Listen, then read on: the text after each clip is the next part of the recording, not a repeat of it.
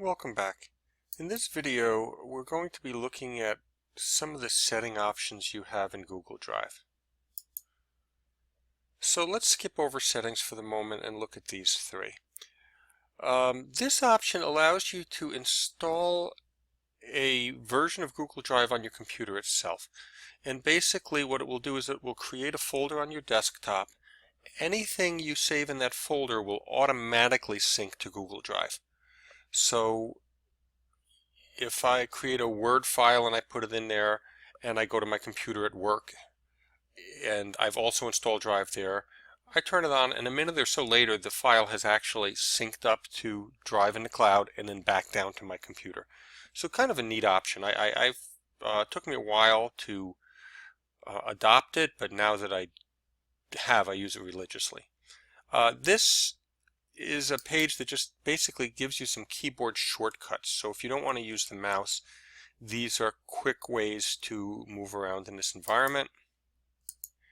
And then there is a help link that will allow you to search for help related to Google and Google Drive. Okay, the main option in here is this settings link. And you'll notice that it has three tabs, the first being general, that's where we are now.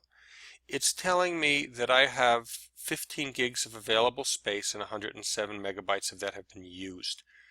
I could upgrade this. I could click on this and they would tell me that if I wanted to have 100 gigabytes, okay, so basically 6 times as much, a little more than that, it would cost $1.99 a month. Now, if you're part of a Google Apps district for your school, those accounts are limitless. So you don't have this 15 gig limit on that. This is an important option here. Convert uploads. So basically, if I'm uploading, say, 30 Word files, if I had uploaded those 30 Word files, I would have to open each one in Google Docs to make it a Google Doc. But if I check this option, instead of uploading the Word files, it will do the conversion at the time I attempt to upload them, and I will only get the Docs version in my drive space. This is not something I tend to leave on all the time because there's sometimes I do want to bring a Word file in there and leave it as a Word file. But if I'm uploading a whole series I want converted, it pays to turn this on and then turn it back off. Okay, there's some language setting options.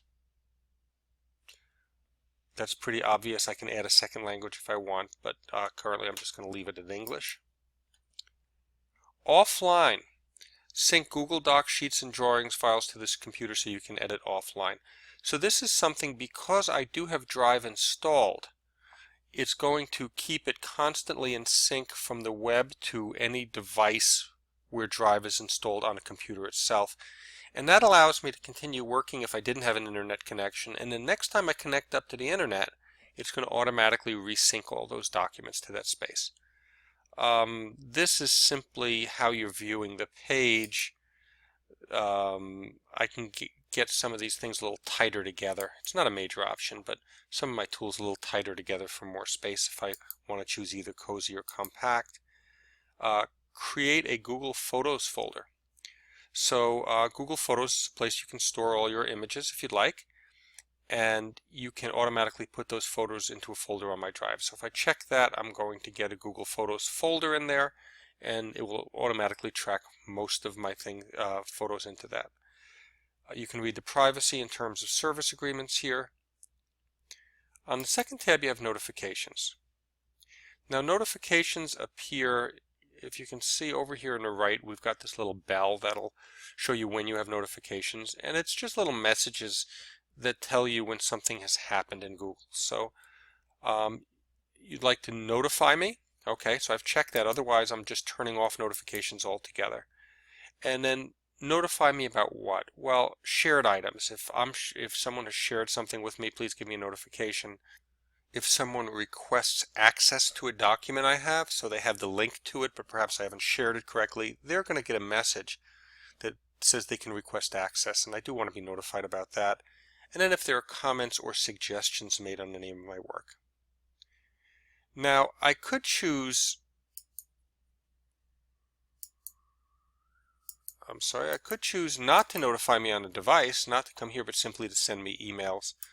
But I find it a pretty good service to keep on. Also, managing apps. So in addition to docs, sheets, slides, forms, drawings, things that can be natively created in the Google Drive environment through Google Tools, there are a lot of additional tools out there that are available to you, and you can see that I've installed some. So you can see docs, drawings, forms, they're all here.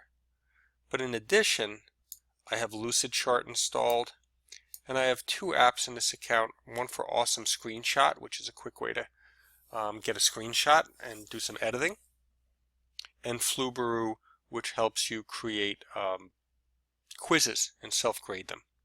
Although Google Classroom now has that option and Google Forms now has that option, they're not exactly the same. So you can see that I've installed these, but they're not checked.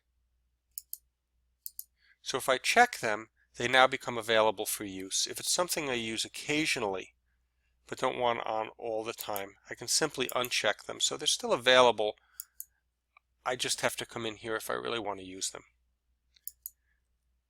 I can view the products page of any one of my apps, or I can disconnect it from the drive. So if I no longer want to use Flubaroo on this account, I simply disconnect it, and now it's gone. Now I have several ways that I can actually add apps into this environment, and we'll look at that in a little more detail in another video. But know that from this screen there is a link to connect more apps. And you can see that the apps come up here, that it's also searchable,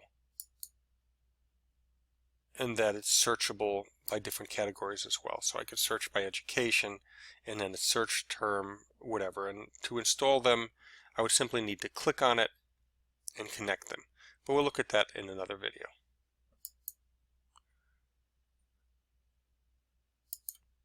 Click Done when you're finished. And that pretty much concludes the tutorial on the settings that are available to you through Google Drive.